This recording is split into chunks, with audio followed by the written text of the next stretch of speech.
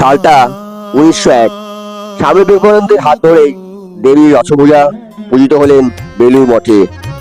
শুধু হাওড়া কলকাতা নয়, সারা বিশ্বের ভক্তরা এসে হাজির হন বেলুড় মঠের মন্দিরে দেবীর পূজা দর্শন করতে। কেন হঠাৎ করে বেলুড় মঠে দেবী দুর্গার পূজা শুরু হলো, তার বেশ কয়েকটা কারণ রয়েছে। স্বামীজি যখন পাশ্চাত্য দেশে গিয়েছিলেন, তখন সেই দেশের অগ্রগতির কারণ হিসাবে তিনি রেখেছিলেন নারীদের প্রতি সম্মান, উদার ও আধুনিক মানসিকতা। তাই তিনি কুমারী মেয়েদের পূজা করে মহিলাদের দেবীর সম্মান দেন। এছাড়াও 1901 সালে দুর্গাপুজোর আগে স্বামী বিবেকানন্দ সহ মন্দিরের মহারাজরা স্বপ্ন দেখেন যে বেলুড়ে মায়ের আগমন ঘটেছে। এই সকল কারণে কিন্তু শুরু হলো বেলুড় মঠে দুর্গাপূজা।